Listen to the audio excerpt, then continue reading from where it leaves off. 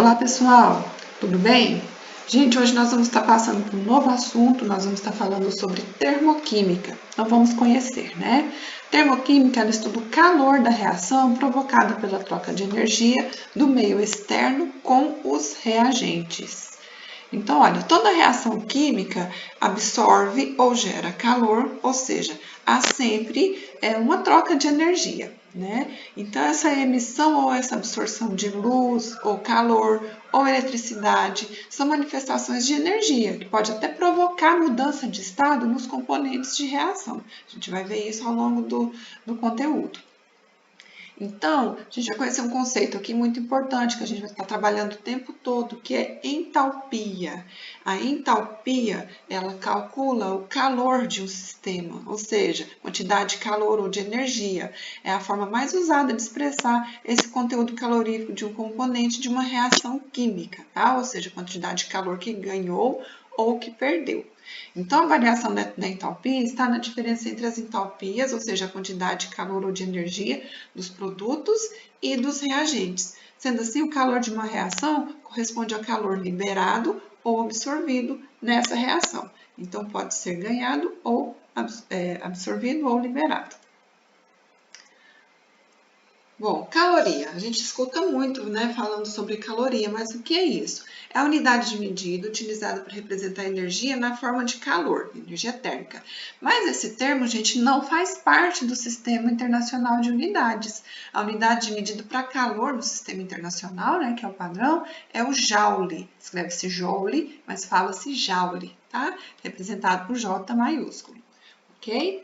Então, desde 1948, a caloria é definida como a quantidade de energia necessária para elevar 1 grama de água de 14,5 graus para 15,5, ou seja, aumentar 1 grau de 1 grama de água, tá? Então, essa mesma definição vale se nos referirmos, olha só, como eu acabei de falar, 1 grau na temperatura de 1 quilograma de água. Então, como a caloria não é a unidade de medida do calor oficial, né, nós devemos saber relacioná-la com a unidade de Joule. Então, são duas unidades diferentes, então a gente tem que saber relacionar. Como se faz? Uma caloria, gente, equivale a 4,1868 joules. Então, se utilizarmos a variação das unidades como quilocaloria, que é o cacau, a relação é exatamente a mesma, ou seja, uma quilocaloria equivale a 4,18 kJ, principalmente em alimentos, a gente vê muito isso, né, dizer lá qual a quantidade de calorias em um pão, biscoito, chocolate, né, geralmente vem em cacau, quilocaloria. Calorímetro, o que vem a ser um calorímetro? É um aparelho isolado termicamente do meio ambiente para fazer estudos sobre a quantidade de calor trocado entre dois corpos, mas que estejam em temperaturas diferentes. Tá? Então, quando estudamos o conceito sobre equilíbrio térmico de duas ou mais substâncias, vimos que esses corpos de temperatura diferente, quando são colocados em contato, após algum tempo eles atingem a mesma temperatura. É o que você misturar, por exemplo, 50 ml de água quente com 50 ml de água fria, ou leite, ou outra coisa assim, né, com temperaturas diferentes, até que eles atinjam o equilíbrio, que é a mesma temperatura. Dessa forma, o fluxo só vai parar quando os dois corpos atingirem o equilíbrio, ou seja, igualar as suas temperaturas. Essa ideia não durou muito tempo, sendo logo substituída por outra teoria mais plausível, que é o calor, considerado como uma forma de energia. Então, hoje a gente sabe que o calor é a energia transferida espontaneamente de um corpo para outro. Né? Por exemplo, você encosta uma barra de ferro quente em uma barra de ferro fria, espontaneamente vai sendo transferido calor de uma para a outra. E isso em virtude de uma diferença de temperatura entre eles, somente isso. Então, nós sabemos que quando colocamos dois corpos com temperatura diferente em contato, como eu acabei de falar, se forem isolados termicamente do ambiente, após algum tempo nós vamos observar que eles estão em equilíbrio térmico. Então, assim, a gente pode concluir que teve uma transferência de energia do corpo mais quente para o corpo mais frio, até que ficassem na mesma temperatura. Então, a fim de estudar essas trocas de calor de dois ou mais corpos, principalmente quando estão em estado líquido, a gente tem que ter um recipiente adequado para permitir assim que a gente obtenha de forma direta ou indireta o valor da quantidade de calor trocada entre eles. Então, esse tipo de recipiente que facilita o contato térmico entre os corpos e dificulta que eles percam energia para o meio externo é chamado de calorímetro. Ok? Então, calorímetro é isso, é esse aparelho, como se fosse um aparelho, né?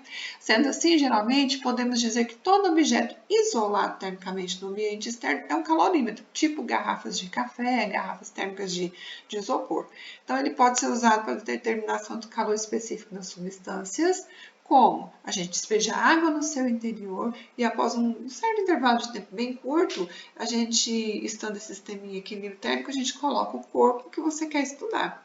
Então, você vai olhar a temperatura inicial e depois a temperatura final. Vamos ver aqui a ilustração do calorímetro. Estão vendo? Ele é isolado, então a gente tem água ali dentro, tem um termômetro para verificar essa troca de calor. Entalpia. Entalpia, gente, como nós já falamos aqui para reforçar agora, é a quantidade de energia de uma determinada reação que pode ser calculada pelo valor da sua variação. Delta, gente, é variação, tá? Então, a variação de entalpia está na diferença entre a entalpia dos produtos e a entalpia dos reagentes que participam da reação.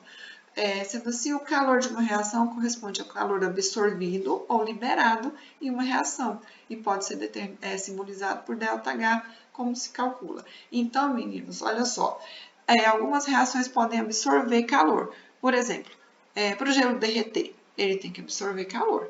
Né? Outras já liberam calor. Por exemplo, quando você vai fazer sabão, não sei se vocês já viram, né? Já presenciaram. Quando vai fazer sabão, é um tipo de reação que não vai ao fogo, mas libera muito calor. Ela esquenta muito, ela chega a supitar, tanto que a gente tem que mexer, né? Com cuidado, mais afastado, para não se queimar. Tá certo? Então, são reações que liberam ou absorvem calor.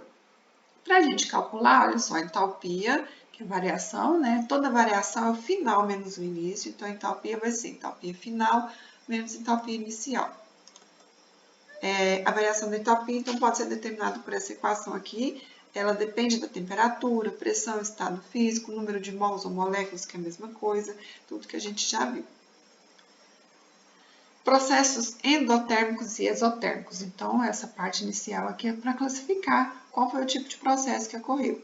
Então, os processos endotérmicos e exotérmicos estão presentes tanto em reações químicas quanto em mudanças de estado físico. A gente observa isso no dia a dia e não se dá conta.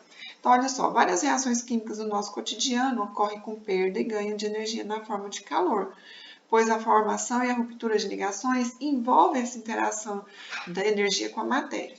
Além disso, as reações também podem ocorrer mudanças de estado físico. Então, primeiro, processos exotérmicos.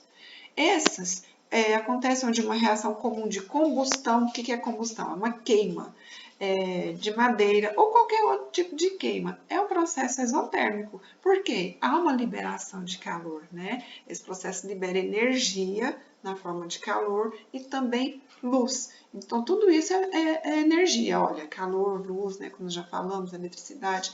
Assim, uma reação exotérmica, o exo significa para fora, perda, né? Ela ocorre com liberação de calor.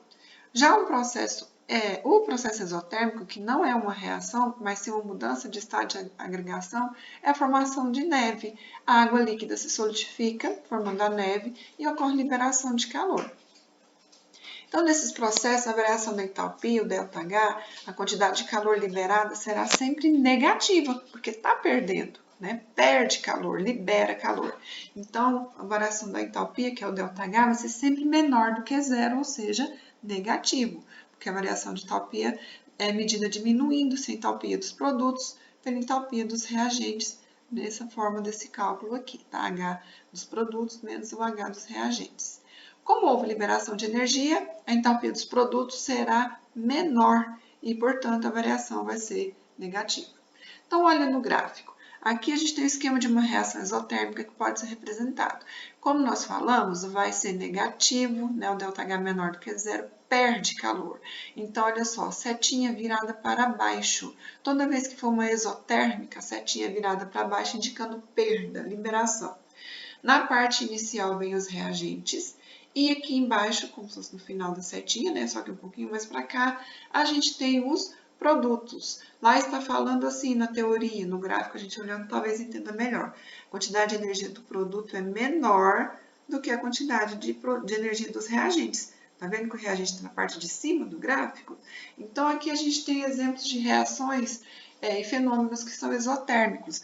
Queima de vela, combustão de álcool, outros derivados, né, combustíveis, queima do propano, que é gás de cozinha, liquefação ou condensação da água, todos esses são exotérmicos. Agora, os processos endotérmicos.